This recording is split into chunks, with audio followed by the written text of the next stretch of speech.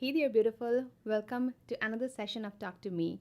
And as in Talk to Me, we try to strive and keep our frequency high with guests who have high frequency, who are empath, who are empathic, who are compassionate, and who want to change others' life as they are changing theirs. So, in that particular series, we have got today a very powerful personality, not because of the trainings that she had had, but because she walks her talk, she walks her path, right?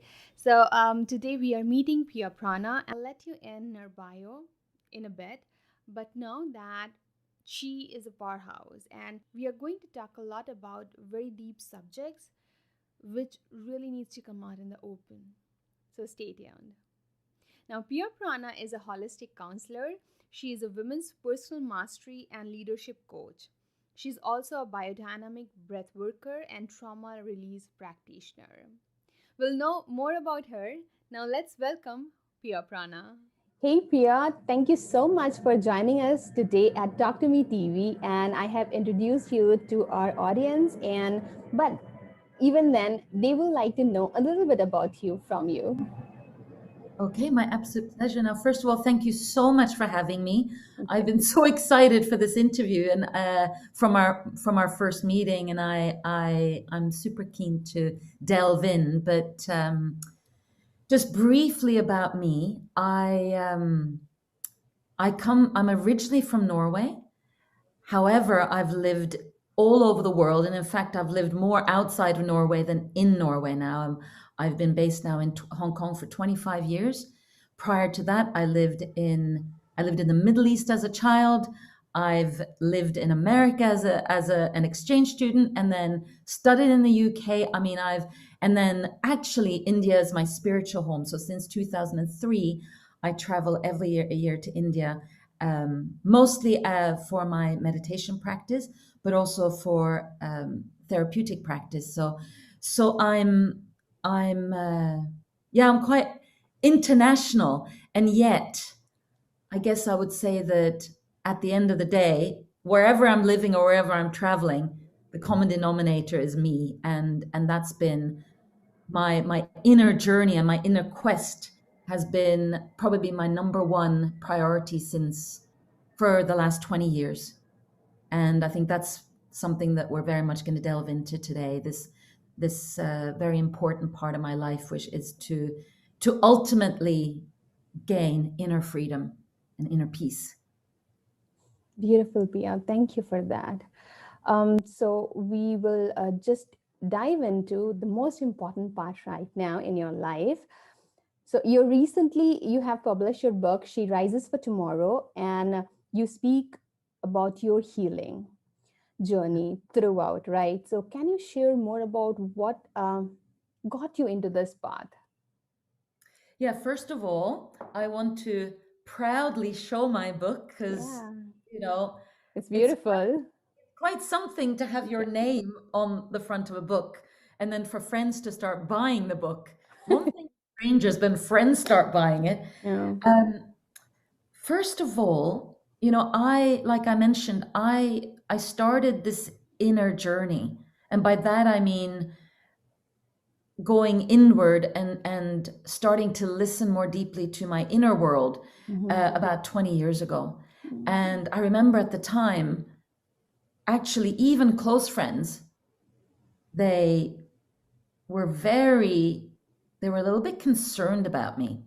They thought, what are all these books that you are reading? Reading a lot of, it started with books for me because I think there was so much shame around how bad I was feeling. So around a year, millennium, I would say I went into a depression. And this was I couldn't be more grateful than to actually have gone through that dark night of the soul, Mhm. because it led me to realize, to really have to look myself in the mirror and go, you know what? Up until now, I have not lived a life that's true. I haven't been living the life that is mine Mhm. based on who I am at my core. Mhm. Instead, I've been living a life based on conditioning, based on what I thought I was meant to do, based on, being good. Mhm. And so 20 years ago that journey started. And it actually, the trigger was actually that my mother had gone into an institution. She had suffered greatly in her life, and she was finally put into an institution. It was not long, maybe 3.5 months, but that of course, other than being greatly upsetting, but it was also very confrontational for me. Thankfully, I heeded the messages of my body and my pain, and says something has to change. And so what I talk about in the book, so the invitation in the book, it's a collaborative book. So I think there's 15 of us that have written about our journey as entrepreneurs. So in a way, on the surface, that wouldn't necessarily be me talking about my journey of healing, but actually my journey of healing had absolutely everything to do with me being able to do what I do now as an entrepreneur, working with people either in group settings or individually. It's walking my talk. So for me, and I'm a work in progress, it's not like I've reached some magical final destination. I am a work in progress, but to be able to start showing up really truly Sure. is then allowing me then to work with people in the way that I do. And it's about saying, I'm never going to ask my clients to do something that I'm not willing to do myself. And I've really gone through dark moments. I've gone through a lot of work to be able to then do what I do. And essentially it's building this sense of inner freedom, of the freedom to show myself, bring my voice, and not the voice of religion or education or the conditioning that comes from the family. Sure. Beautiful. Pia, you said you like to walk the talk, and in our kind of work, I have had many trainings, I have been to many trainings, I have given many trainings, and during the dark night, my dark night, even I would shun away from some of the things to work upon. They're like no go for me. And it was really difficult for me to share that with others. But then, having said that, there are many who do that all the time. I know the importance, but can you share how much important for coaches and counselors like you walking the talk is? Mm-hmm.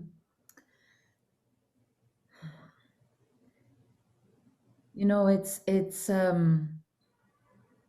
there's so many beautiful modalities available to us, and at this time, we're now recording this interview in 2021, and we are incredibly blessed with so many masters, be it psychology, be it wellness, be it therapeutic, and so on, that we can use for our personal journey.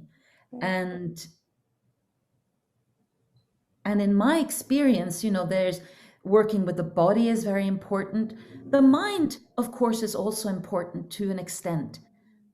But in my experience, I see a lot of so-called spiritual bypassing in this arena where, so it's like we bypass the real work. And it could be something like, I think in our previous conversation, we talked about things like the law of attraction. Yeah. And I'm going to make a mood board about all the things I want in my life, and I'm going to track that into my life. Now, nothing wrong with that. I've made my own mood boards. In fact, I've had some exciting experiences through that. But in my experience, what is essential is to actually feel what is there, to enter the world of our feelings. And by that, I mean that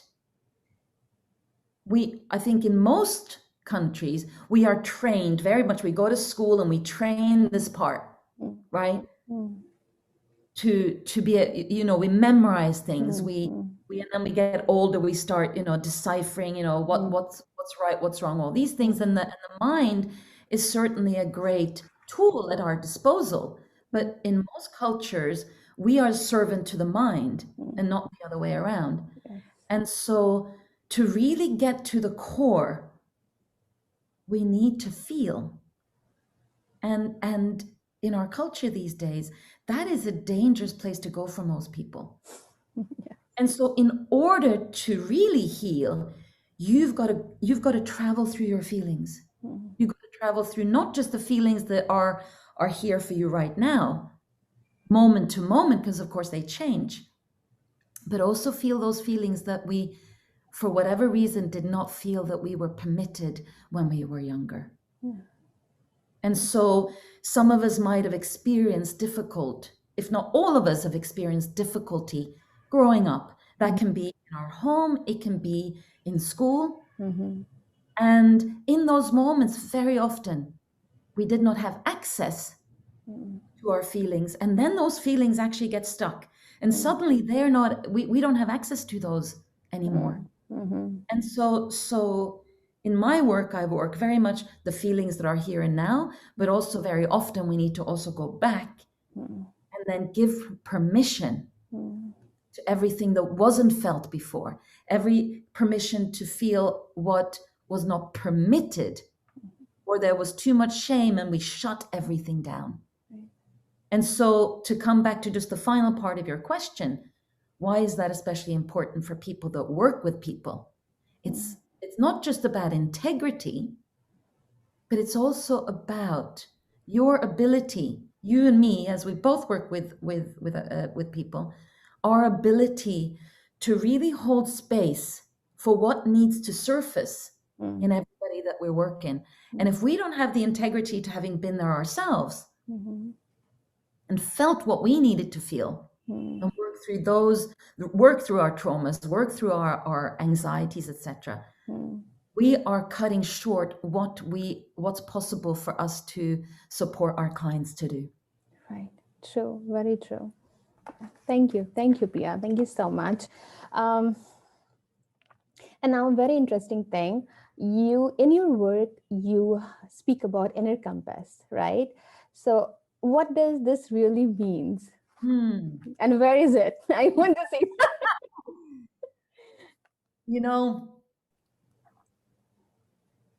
When I shared earlier about my own journey, Right. my personal compass was outside of me. And what I mean by that is I was trained to be what's called a good girl. You can call it a pleaser, a little helper. And in that process, I became overly sensitive to what's happening outside. So I took all my cues in the world from the outside. How am I meant to feel right now? Well, let me check what's going on with everybody else. Yes. What action do I take in this moment? Well, let me check to see what everyone else is doing, what's going on outside of me. So, and I believe strongly that that's also how I ended up in a depression 21 years ago. Because I suddenly woke up one day and I was so empty, because everything in my life was happening outside, and that's empty because none of that belongs to me. And so the inner compass, so of course the compass helps us, kind of like our values, our personal values is a compass to help us to see, how do I function in the world? True. How do I show up? What do I say? How do I treat other people? And so for me, the inner compass is getting my cues from inside. So one thing that is very strong about the inner compass is, for example, your boundaries. Now, boundaries is a way for you to meet the world in a way that you have integrity, but also feel safe. So boundary is a, I mean, I know you know this, but a boundary is like an invisible kind of fence around what's okay and what isn't. How close somebody can come or how far away they need to be. So by you having strong boundaries, it's a way to treat the outside world how you like to be treated and what's okay with you and what isn't. Yeah. And very often, and I see this, I would say pretty much 100% of my clients do not have strong boundaries because we're still kind of what's happening on the outside rather than being informed by the inside. And it's an inside job. And for a lot of people, that can feel very scary because if I start saying, no, that's not okay, love's going to be taken away. Yes. You know, because suddenly I'm seen as not so agreeable. Yes. And I tell you, I have been extremely agreeable in my life, and I still work on this part. I still I kind of jokingly, but not jokingly, say I'm a good girl. I'm a recovering good girl, right? Because it's still a process. Right. But of course, my core, my inner compass is very well developed now. But of course, there's times when even that gets a little bit, the foundation of that gets a little bit shaky. And then when I'm like, oh no, can feel scary to most because we're afraid that we will be abandoned in the fact that what you're saying now is not okay to me, but this is my truth. So this inner compass is a practice of starting to come inside and allow yourself to be informed. But before you develop your inner compass, you got to start taking that inner journey. Right. Start saying, well, who am I? Yeah.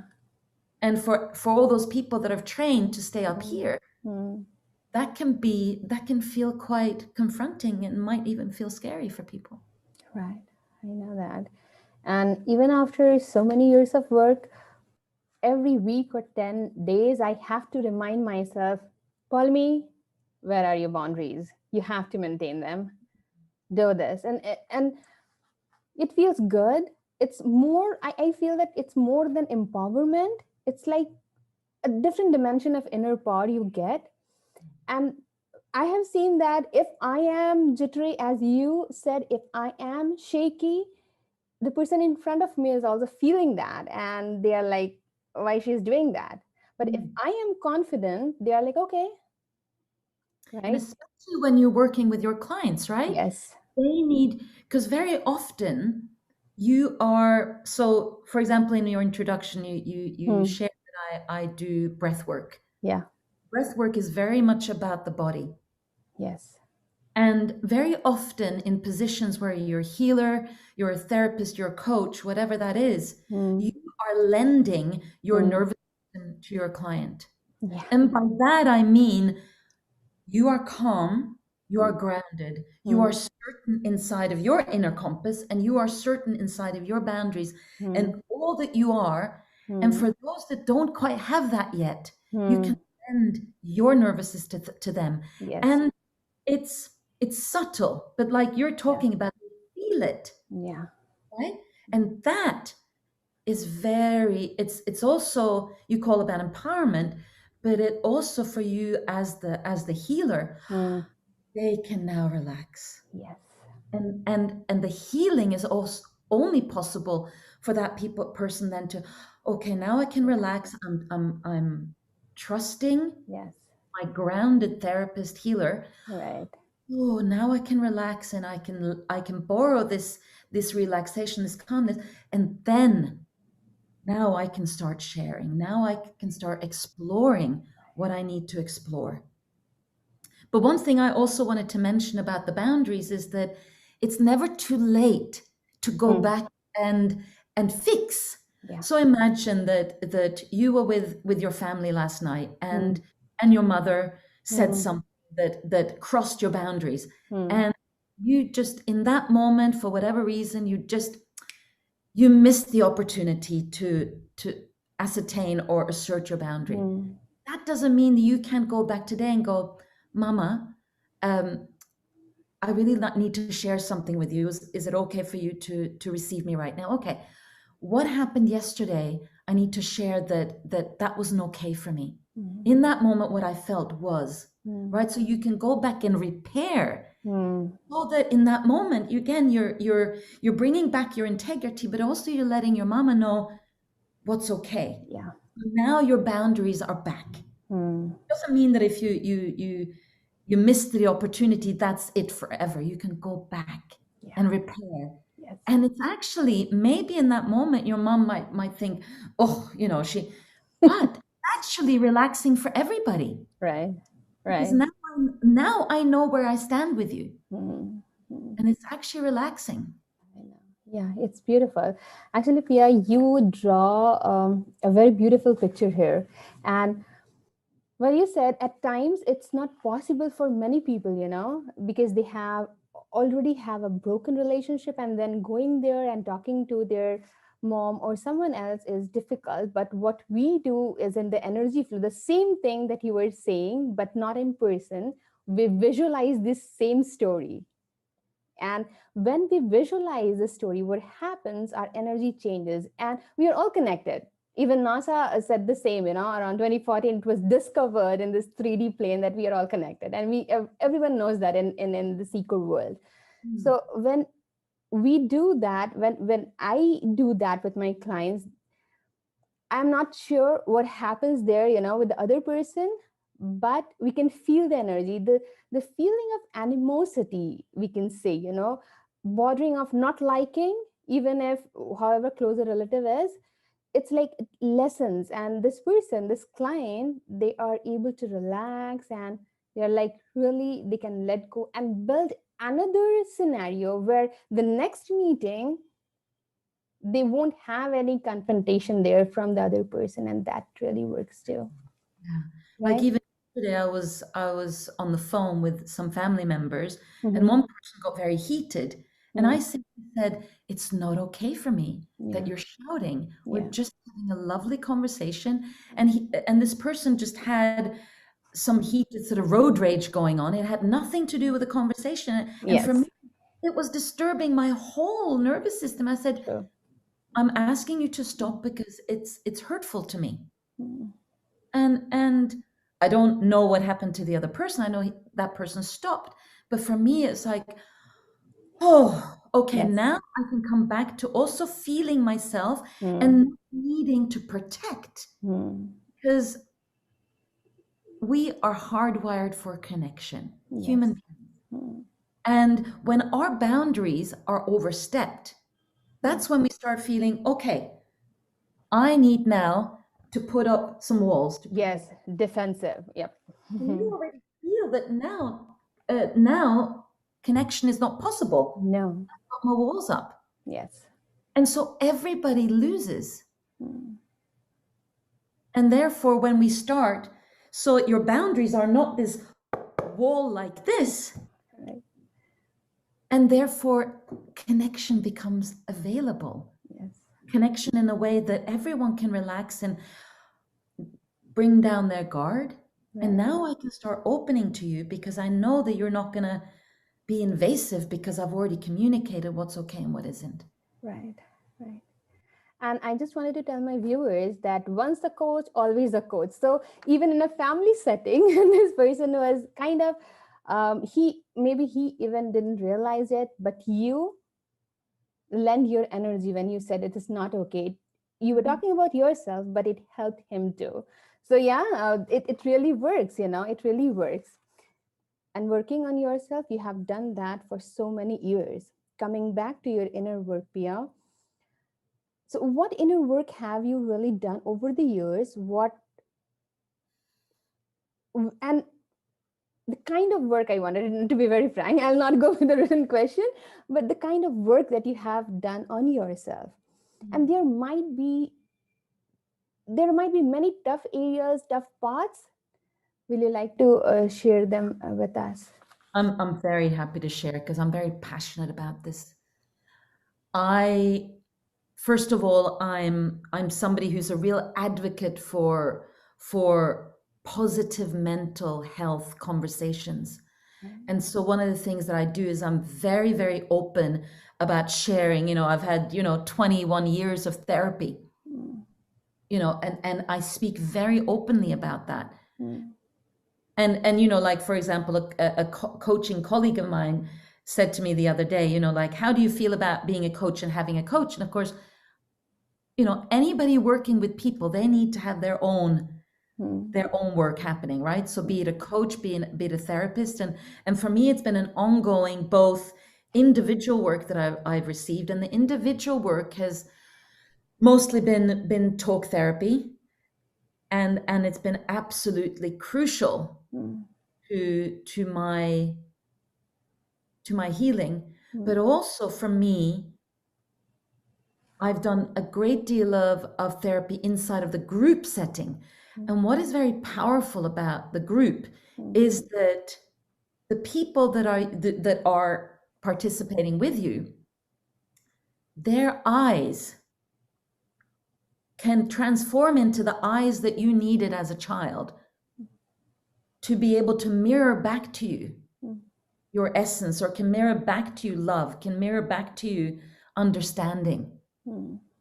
And so I've done a great deal of work, and I've for example, I'm a breath therapist, so I've received a lot of work in that arena.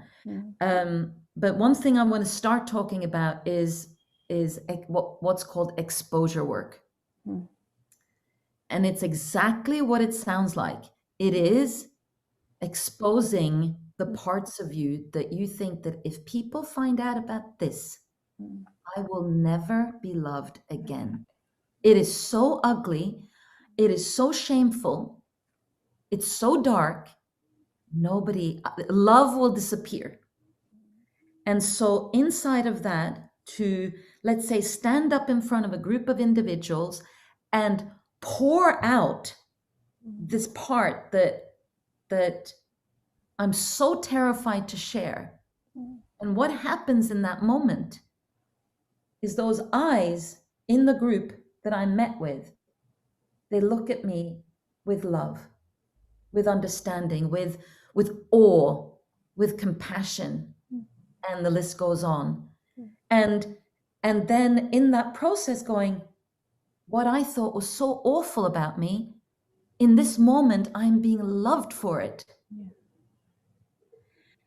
And one tricky part of my ego is I like to seem to have it all together.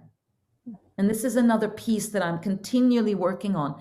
And so then, to then expose something that I think is so awful about me, that's the opposite of my self-protect. It's very strong self-protection mechanism.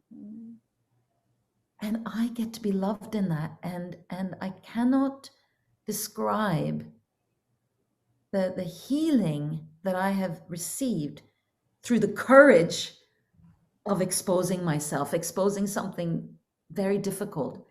And what I've got in return is love, respect, and actually love and respect for myself. So that's one part. That's the exposure part. And if I come back to then the trauma informed work that I do inside of breath work, and there's many different types of breath work out there.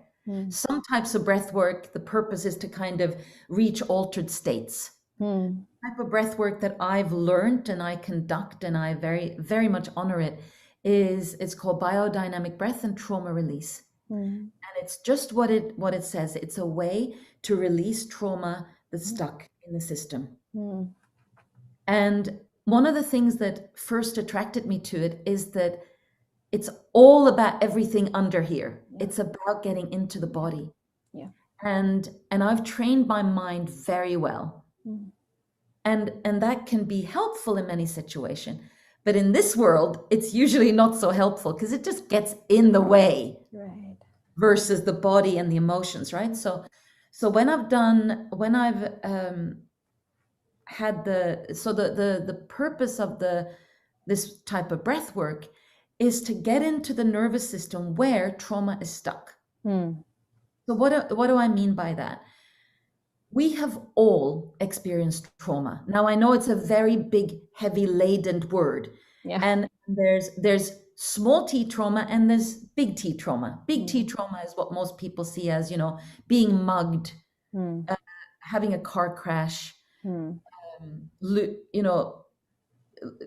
a person, being raped, like these very, very strong traumas. Right. But the small T trauma is more like the developmental trauma, where something happens that on the surface doesn't seem so bad.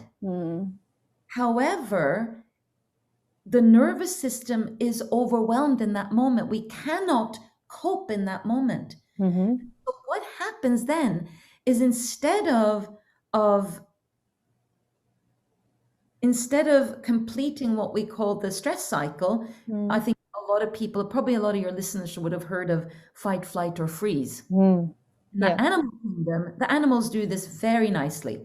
They have a trauma and they shake it out and they get on their merry way. But in the human world, when we have a trauma, we don't have the capacity to complete the stress cycle. So for example, we were not able to fight. Maybe we froze, we were not able to fight, or we were unable to run away. And so all that stress gets, and I do this because that's really what it does. It gets stuck in our tissue. Right. And so the beauty of this work is that you don't have to get into a story about it. Instead, the way that the breath work activates the nervous system, it invites the body to release the trauma. Now that can take the form of shaking, and that's what in the animal kingdom. We're literally shaking out the trauma from the body. It could also mean that for me, sometimes I would kick. My body started kicking, and that's kind of the fight that I wasn't able to do in that moment. Another time I was just laughing my head off, because as you know, energy is energy, right? So it doesn't matter how this leaves the body. Yeah. And the beauty of that is getting really getting really embodied, starting to get informed by the language of the body. So again, the mind is not needed, because I can actually already, I'm noticing now there's a little bit of tightness in my solar plexus, for example. Curious about what the body is trying to tell me. So that's been another great teacher, and so grateful for it, because the being embodied allows me to live again more authentically in my life. Yes. I start listening to, I think very often the mind will lie. Yeah. Because the mind will make up stories that aren't necessarily true, but the body is speaking the truth. If we can get into the habit of listening to the body. Yes. Absolutely the truth. Yeah. In energy medicine, we call it our pain body, which is related to our nervous system. So the fear comes from our nervous system, our solar plexus. And what I feel have, for me, given me good results, even for my clients, is, accepting the fact, even in a flight and fight situation, after that, the acceptance is very low. If I'm feeling guilty or ashamed about anything, I'll just shut that out. My ego self, my mind will shut that out. So acceptance is so low that it's not there. It's not there, even if it is ruining my energy and my life. Yeah. So what I try to do is to bring back the awareness into that moment when things happened. Yes. Live the moment again. Write down everything you feel. And, journaling becomes a magical process in that. And when I start writing, or anyone starts writing, the acceptance is automatic. It just comes through. And Mm. that is when the healing begins. So the next time when anything like that happens, we remember that again, like the awareness just comes in.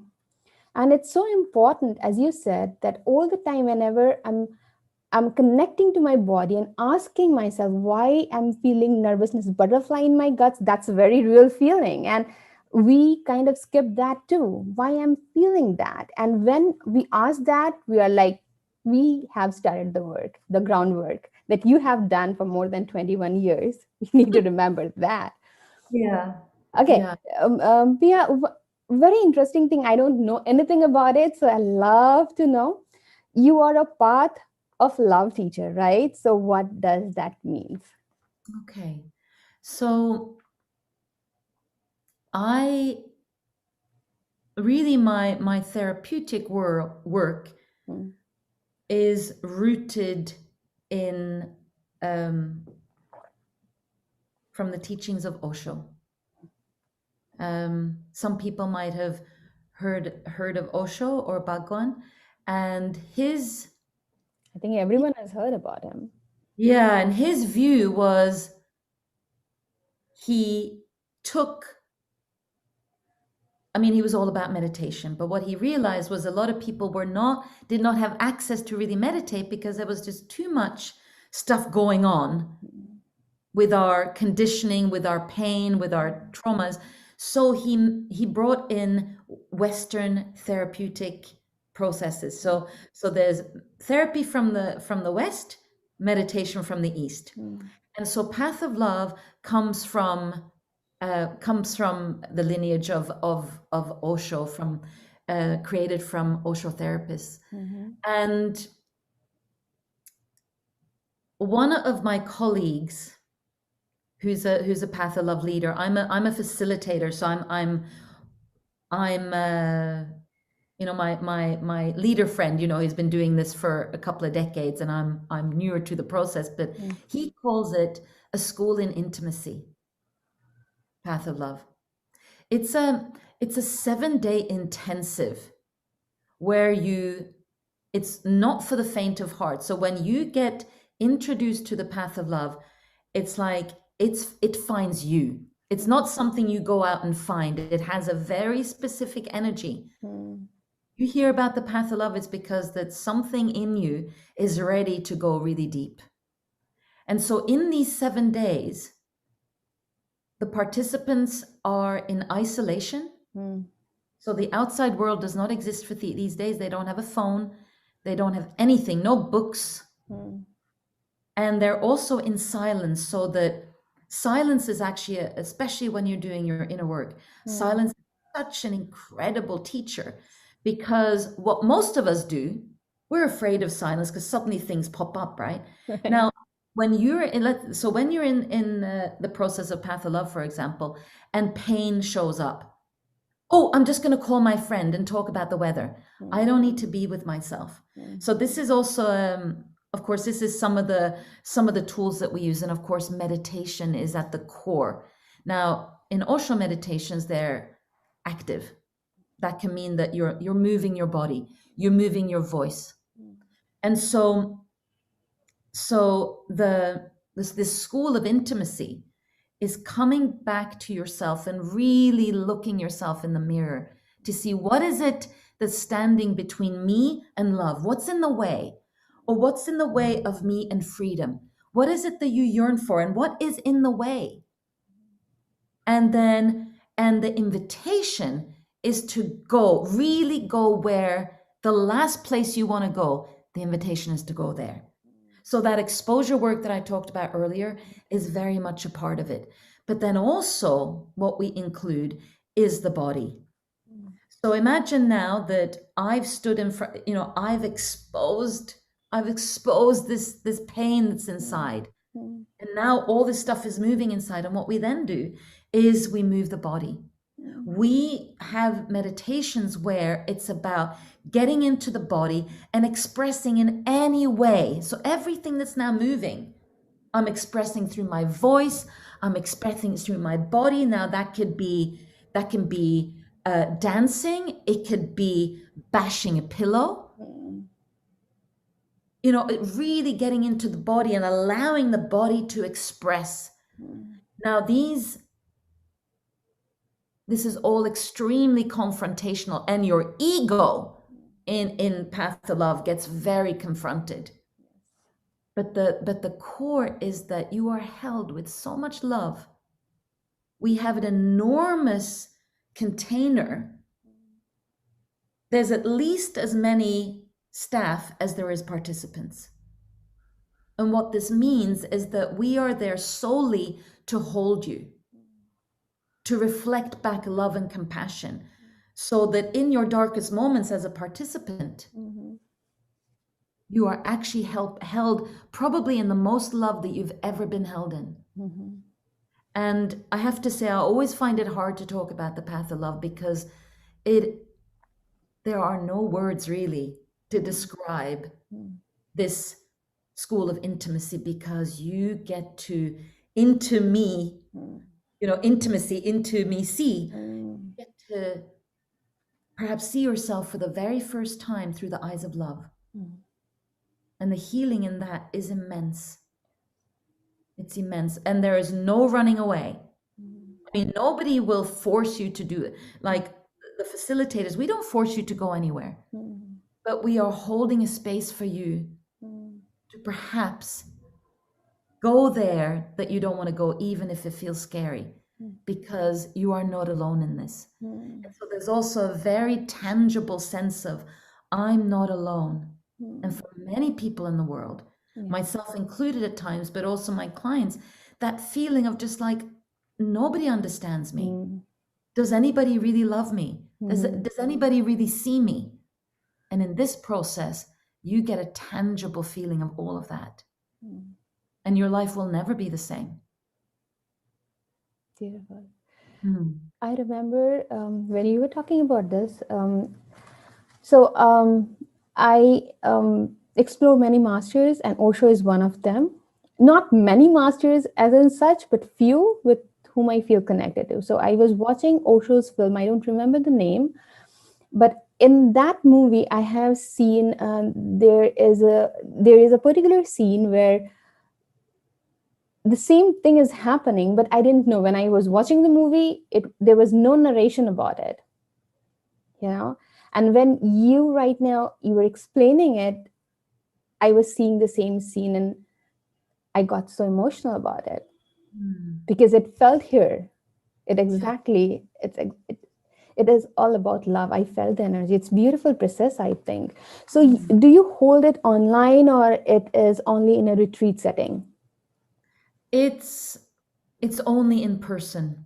Okay. It's only in person. This process, elements of it would certainly work online, but it's a very physical process. Right. Because it's such an incredibly deep process, it could be, I would say, I might go as far as saying it could be irresponsible to allow, like you and I are in two different continents now, and for me to just leave you on your own in your bedroom, going through an incredibly painful process, and I can't be there with you. Right. That I don't believe that could really work. There's certain elements that would work, and the process that is what I call the little sister of Path of Love, called Awakening of Love. We do run that online, and that works really, really well. But the Path of Love is a totally different animal, and there's an energetic holding that we offer in Path of Love, but there's actually physical holding, physical closeness. Right. And that's not possible when we're not in the same room. Yes. But it's held all over the world. So my arena is in Pune in India. That's where I have been facilitating the process. And there's many facilitators. It wouldn't just be me, that there would be. But we also run, so in Asia, there's only India, but then there's Australia, there's the America. So there's both North America, Canada, and South America. There's Greece, Portugal, Italy, Germany, UK, Sweden, Israel, a lot of different countries that offer this work. So even if it's not happening in your country, wherever our listeners are based, it could still be somewhere very close. So it's global, and it's been going on for this particular version of the process going on since the early 90s. Yeah. If I remember, I couldn't recommend it strongly enough. If your listeners, if you're now listening and something feels alive in you, maybe Path of Love has found you. But it's really something that it finds you. It's not something that you magically kind of, oh, this is something I'm going to, it comes and finds you because you're. Right. Beautiful. So just to make things clear, you don't have any upcoming retreats for this as such now, but wherever our listeners are, they can Google it, search it, and find it at any Osho retreat, right? They could find the Path of Love work at pathretreats.com.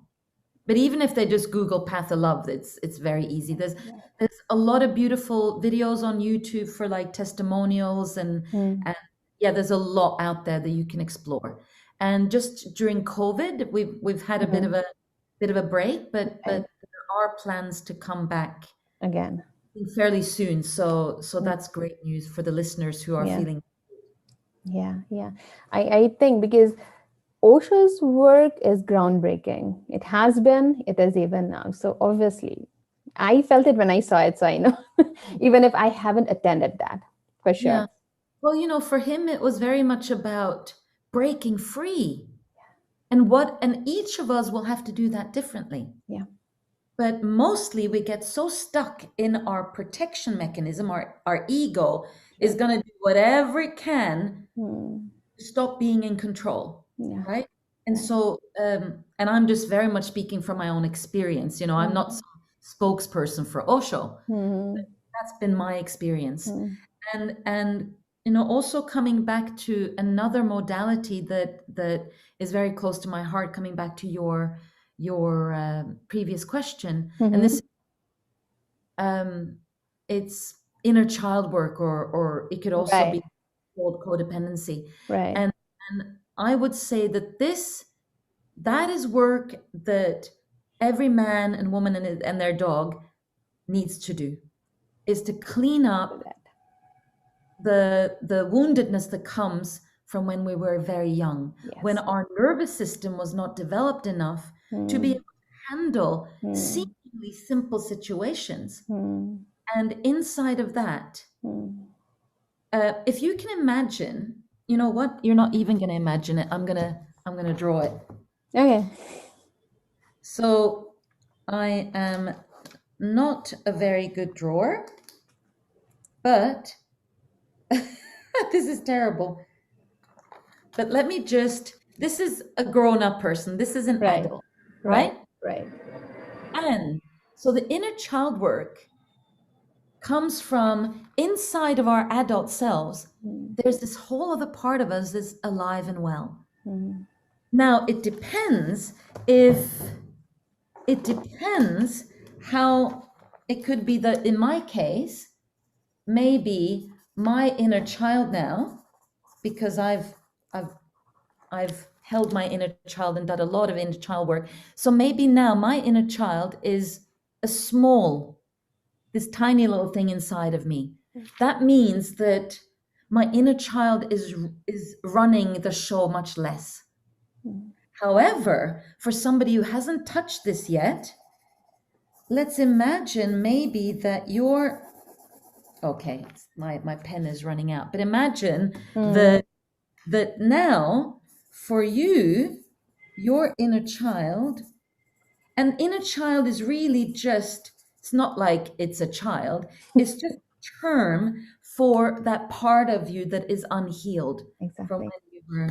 So imagine if you've done very little work on healing that part, you can see now it's running the show a lot more. Yes. The adult self thinks that I'm in charge, but all our responses, all our the way that we respond to the world is coming from this part, this hurt part. So for example, when you lash out in anger, that could actually be just a tantrum coming from this part that is so hurt from anger in the past. So this type of work, and I work with my teachers are also osteotherapists, and their work is learning love. Very, very beautiful work, but it's such important work to free yourself from the shackles of, again, what's not you. Yes. But that also means that you've got to go in there and hold that little girl or that little boy. Yeah. And that can be very scary and certainly very painful. Yes. It is very painful. Sorry. Yeah, please. And the work actually is derived from Alcoholics Anonymous. So codependency comes from Alcoholics Anonymous. And so, of course, that's been something that's been running for decades and decades, right?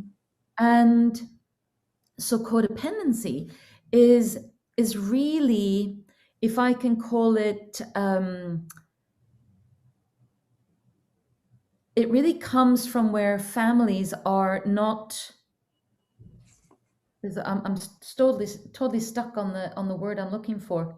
Dysfunctional families. So there are like an imbalance inside of the family, so that there might be, we're making up for the fact that there's poor mental health in the family, or there's immaturity, there's irresponsibility, etc. And what often happens is the children inside of families that, and I would say that parents, and I'm not a parent, and I'm certainly not an expert, and I'm certainly not pointing any fingers at any parent, because all parents, most parents, I would say, are doing the best they can. However, what happens is often the best. Nobody comes with a manual. Yeah. Right? And what often happens is that two people come together who are unhealed, family, and then create further unhealing, that like further damage or further pain. True. And so it continues. Right. And so part of the work that I do, and you talked about, you mentioned earlier the inner compass, but part of the work that I do specifically is to work with a specific role that comes out of codependency. And so what often happens inside of families is that children are very intuitive, they're very wise, they're still connected with the body, their emotions. They're not afraid of their emotions until they're told that certain emotions are not okay. And suddenly we don't have access to our anger. Suddenly we don't have access to our tears, but because we're told, don't be angry, don't cry, there's nothing to cry about. And suddenly we have access to those, right? And so inside of families where we are not healed, the children start, and this is also what happened to me, the children start feeling that, well, something is not quite right in the family. I'm noticing my dad is not very happy, or the parents are fighting, or maybe there's alcohol being too, maybe alcohol, or maybe just rage. There's all sorts of things that can happen inside of the family. What children will do, they will internalize all that and make it their own. They think, well, if Papa's angry, I must be bad, right? And so we then take on behaviors to try and stabilize the family. Right. And so one of the roles inside of that is a caretaker. I call it the good girl. It could also be a good boy. But what that person does is that it tries to fix, it tries to solve the pain that's happening in the family. So what the good girl or the good boy will do, but in my case, I work with mostly women, is that we become pleasers. Right. And we start doing all the things to make everybody happy. And that's again what I talked about earlier. Everything now you're informed by the outside. Oh, even a look. Mommy does not look happy. Mama, I'm gonna go and do the dishes, or let me do something for you. Yes. Like this. And this is actually very painful for the child, and then of course you grow up into an adult, because you can never really, you don't ever have yourself. Yeah. And so what I then work with good girls, and I actually have a tagline that's when good girls coming alive, because we then go back in and I start introducing them to their inner compass. No, but I have to go out there, now somebody is not happy. It must be about me. Internalized it so much that everything on the outside that isn't right, we Are have responsible. become shame-based. And shame is all about I'm not okay. I'm bad. And you mentioned, I think, earlier about guilt and shame. Yes. Guilt can also be very healthy. That's also part of boundaries. Like if guilt is I did something wrong. When you have healthy guilt, that's also okay. But you're not internalizing it. It's something, a part of you. It's just something you did. Shame is about I am bad. I am wrong. And so until we can start separating that part where it's not the outside is not my responsibility. It's not my job to make my mother or my father, or whoever it is, feel okay. Right. And in an adult form, we might just replace mommy and daddy with somebody else, with a boss, a partner. Yes. Yes. And so the whole process is coming back in and start, well, all right, let me introduce myself to myself. And that's quite a process. If you've been so shame-based that everything is about the outside, now you're back to yourself. Yeah. Yeah. And that's absolutely key to coming back to this inner freedom, showing up as yourself. And so many people, so many people come to me, and it often shows up in, I don't know what I want. I don't know what I need. Right? That's a very typical example or symptom of where you're so busy with everyone else, putting everyone else in front of yourself, that you don't even know what you need or what you want or who you are. That's quite a process, but so rewarding at the end. Yes, it is. It's a process. It's a process, actually. We don't understand. Many a times I have also seen clients, and in my life too, it's like if a parent is not happy with themselves or their life, they're trying to put in their aspirations onto you, and you want to be like, if I'm not doing something, my mom or my dad is going to be angry with me, or they will be sad maybe, and I don't want to cause them grief because they already have so much issues, right? So that kind of brings in a lot of good girl mentality, people pleasing all the time. And it shifts from, and the worst part is when it shifts from your parents to your colleagues, maybe boss, or to your partner. It's like, it's a very difficult life. Very, very. And children, they're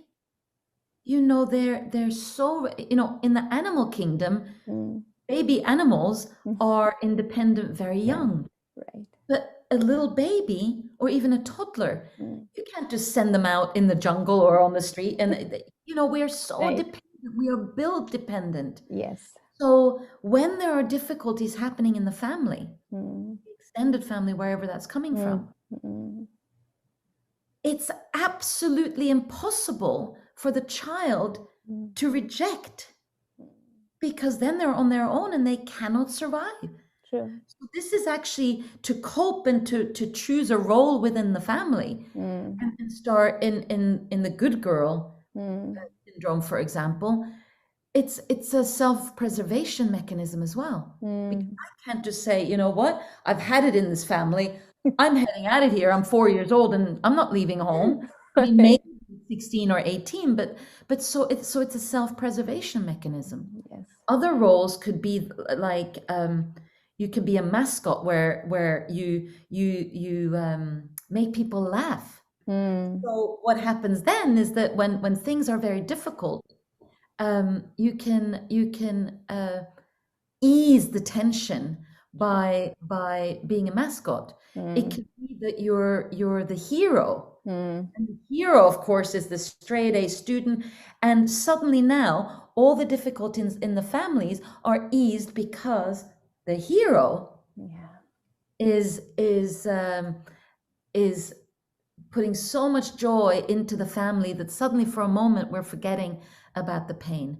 And then of course it could be a scapegoat, and the Mm. scapegoat person is the one that actually acts out, Mm. is the opposite of the hero. And Mm. therefore, Mm. if I'm the scapegoat, I am the one that now gets all the blame for everything, because Mhm. then I'm taking away all the attention away from all the painful stuff that's Yeah. going on in the family. Yeah. So the work of the pains that were inflicted in the child when you were young, without doing that pain, that kind of original pain work, Mm. you don't really grow up. Yeah. And that is not, I'm not saying that in a derogatory way, saying Mm. you're childish, but growing up into the magnificence of who you are. And nobody has the same fingerprint as you. You were True. born. You are in this world for a reason. And if you're not here, something would be missing, right? So Totally. we want you to grow up in the magnificence of who you are. Yes. But the journey, like you asked me earlier about all the work that I've done that's been Right. so painful at times, Right. is essential. And so it takes a lot of courage. Mm. The rewards are immense. Mhm. Like having yourself back, Mm. that reward in itself is, Surpasses everything. Right. right? Yeah. Right. Right. Thank you. Thank you for that. Okay, Pia, before we move into the inner work more, inner child work more, I wanted to know about your circles. I don't know a lot about it. What is it about, and what do you do there? Right. So yes, so I've hosted for many years, I've hosted women's circles. Hmm. Now, this is something that women have been gathering in circles Hmm. for millennia, Hmm. right? And Right. in 2007, for example, there was a book that came out, a spectacular book called The Red Tent. I don't know if you've heard of it, and if you I haven't, have.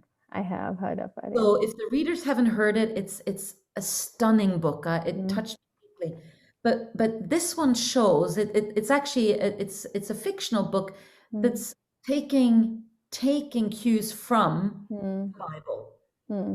So the stories are related to the house of Abraham, I think. I can't quite remember, but in the Bible, very often many of the stories are focused around men. But in Hmm. the Red Tent, it's about the women inside of, and they every month when the women get their moon, and of course women in Hmm. community, Hmm. they have their moon or their period at the same time. So they would gather Hmm. in the red tent and they would tell stories, they would share, they will laugh together, they would cry together. And this is just a part of the female DNA. And so, of course, now in 2021, we are still gathering. It may be less so now with COVID, but we go out for coffee or teas together, and but in the women's circles, it's coming back to going deep Hmm. and to create a safe space of Hmm. trust. Hmm. And so in my case, I've run circles that are weekly, and I've also run circles that are monthly. Hmm. And so with this continual work, we are deepening the connections between us, Hmm. deepening the trust between us. And so therefore, the possibility of, now I have the trust to go deeper. Hmm. Now I have the trust to share things that maybe half a year ago would not be possible. But these sisters, these girls are all sisters now. Hmm. They've shared themselves deeply with me. Now I'm starting to feel safer to share. Hmm. So each week or month, depending on which circle I was facilitating, we meet with a theme. So we start with a meditation. So I guide a meditation. A lot of my work is deeply rooted in meditation, just because it's always about coming back inside, right? And so we start with a meditation, and then we share and we hold space for each other. Now, for actually a number of years now, mostly I've been doing this on Zoom, and that really opens up the possibility of having members from everywhere, right? Which is lovely. And because of the nature of what we of meeting so regularly, that we can really build that trust with the same women, build it, and therefore when we share, so let's say you're the one sharing and the rest of us, we are silently holding a loving, respectful space as you share. And it's just another way of that intimacy, to create intimacy ultimately with yourself. And you do that with the help of others. And it's beautiful, because sometimes on your own it feels overwhelming, but with the help of all these women that are just sitting there having love and respect for you and compassion. It's the group work that I've told you about earlier. When you're in a circle of women, we are able to actually go faster often, because of the dynamic of the group. And anybody could hold a circle. You don't have to be a therapist or counselor or coach. You can, I have friends that even have just book clubs that is a circle. So imagine that, okay, so I think with a red tent, there are hundreds of book clubs everywhere around the world, because it touched a core in so many women, right? And so you can share about, well, what came up for you in that book club? That's a perhaps start, that's an earlier stage if, okay, we're not quite ready to share everything. Start with something like a book club. I've done that before. And that can also be beautiful, because, community is so important. So the circles is all about creating community, and I think more so than ever, what's going on right now with social isolation. I think the outcome of the social isolation is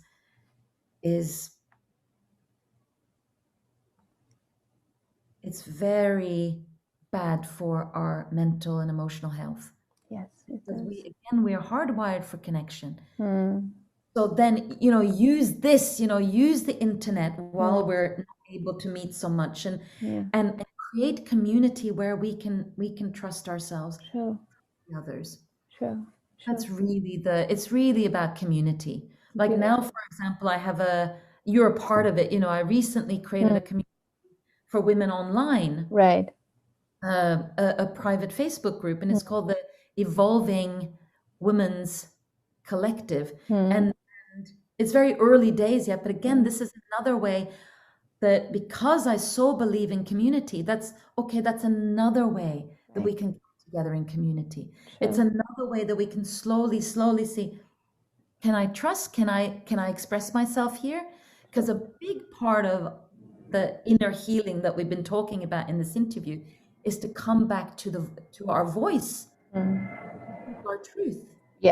And that we can do that in community once there's enough trust there. And especially in the circles, because of course it's much smaller and more intimate, that really becomes possible and so essential. It's therapeutic, totally. I agree. Okay, Pia. So moving on to the best topic. How important do you think is it to continue with the inner work? Well, this question is very important because, you know what, I have seen people, they start with the healing process and they are so upbeat about it. And suddenly, somewhere, when they start getting results, or if their fear is coming up too much, they give up. It's not for me, or it really worked, and now bye. And then again, yes, I am done. And then again, after a few months, there is a grudge. Nothing happened. I mean, I did that, whatever you said, but nothing happened, that kind of a thing. So I know how much it is important to continue What are your feelings about it?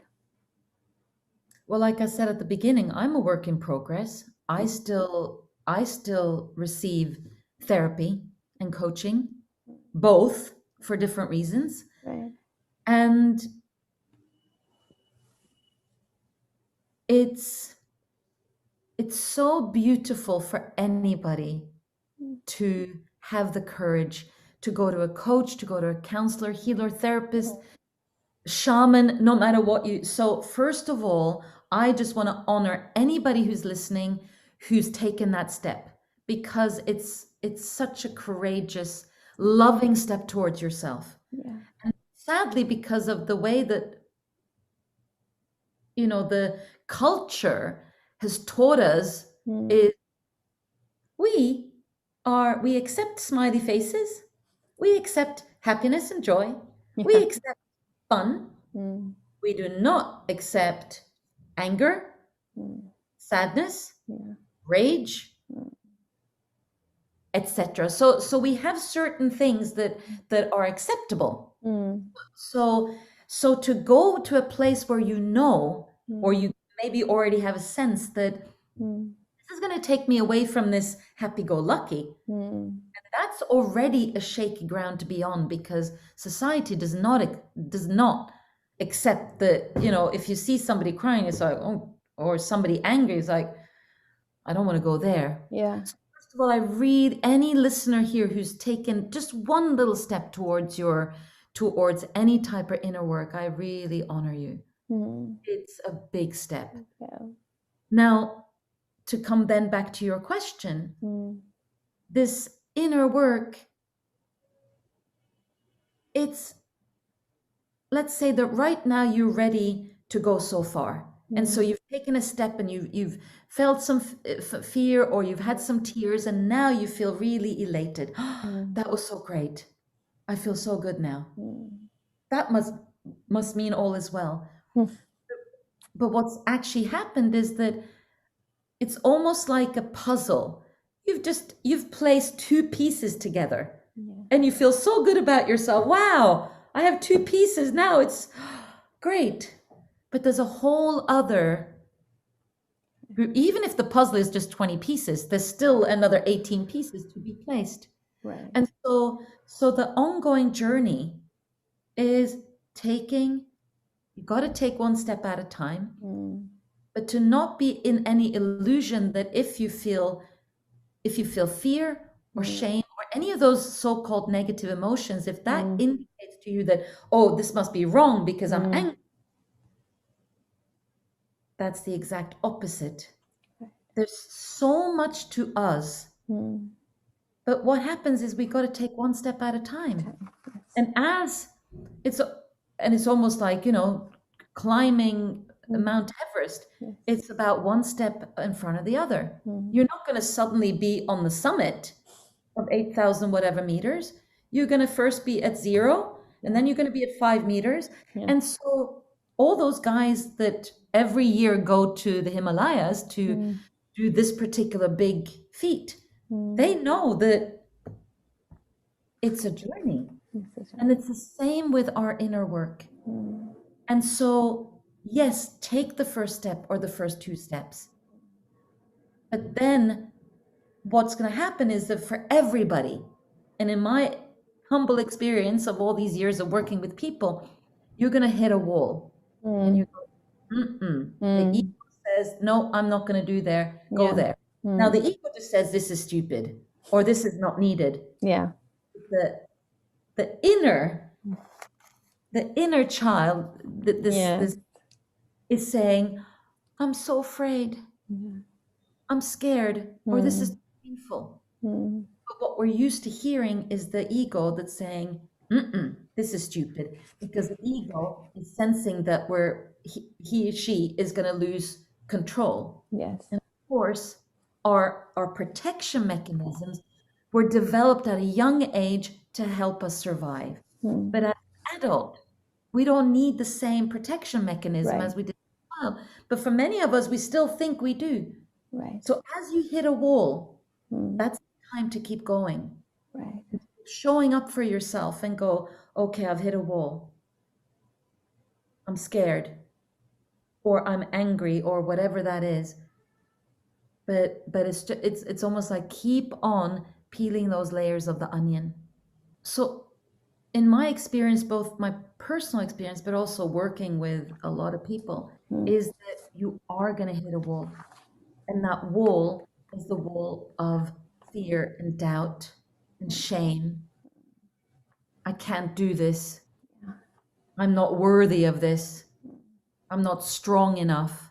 And that is exactly why you will go to somebody like yourself or to me to help you be accountable, to hold your hand, to, like I said earlier, to lend the client, lend you my strength, or lend you my grounded nervous system, my calmness, so that okay, all right, I'm going to take another step now. It's really a journey that you do with somebody else, be it in group or be it one-on-one, because that is really where you can fast track the process. And there's certain parts you can't even fast track, but it's like, do it on your own. That's how I started. I started reading books. But then the moment that you hit the wall, it's very easy. I'm just going to put the books down now and keep on with my life, rather than, okay, I've got somebody on my side. That person, a healer, a therapist, a counselor can hold my hand as I move through this, my resistance. Because the resistance or the wall is going to keep on showing up. And don't take that as an indicator that, okay, it's time to stop. Yeah. The indicator is keep going. Yes. Keep going. Despite of fear, despite of the uncertainty. Right. True. So now I'm going to talk about your personal practices. So what are some of your personal practices that have helped you hold on to your inner work for so long and not give up? Before we started recording, we talked about dancing. Yeah. And embodiment practices, meaning anything that has you connect with your body. And again, the amount of people that are just walking around as walking heads, walking zombies, right? And so to get into the body, now that can be even physical exercise. It could be yoga. And I'm sure many people who are listening have done yoga before. It really supports coming into the body. And then, of course, dancing, which is one of my favorites. And one of the things I said to my husband the other day, I said, honey, we're going to dance at least to one song every day. And even if we're just doing silly stuff, because not only does it bring me a lot of joy, and of course, listening to music also brings me joy, but it reminds me that I'm a human being, that I am an embodiment of this being that lives inside of this body. And it helps me to remember that my body is more wise than anything else, and helps me to start remember. And I remember doing this one 5 Rhythms weekend workshop. I was a participant years and years ago. And there was one session we did, and I was in a heap on the floor, bawling my eyes out. But I was dancing. But I was unlocking something that had been stuck. Yes. So the practice of being in the body is there's so much there, so much wisdom there, and in addition to that, breathing. Now, for example, there's a breath work that I do that it's a different thing altogether, but just focusing on your breath is a meditation in itself. You would know that very well. Yes. And so somebody in my Facebook group the other day asked, she's overcome with fear. And there was a number of people who also talked about focus on the breath. And what happens when we stop breathing, let's say we hold our breath, let's say you're scared or nervous and very, this is the thing we do where we hold our breath. We hold our breath because we don't want to feel. Because when we stop breathing, we feel less. So that means that when you are really breathing, giving yourself good deep breaths, it's also an invitation to feel more, right? And in addition, once I'm just focusing on my breath going in and out, I'm moving all the attention from all this blah blah up here and the stillness that can come. And I use it so often because I could just breathe for 30 seconds if that's all I have. Or I can sit for 20 minutes, whatever I need. But it just brings me right inside the breath. And then of course meditation.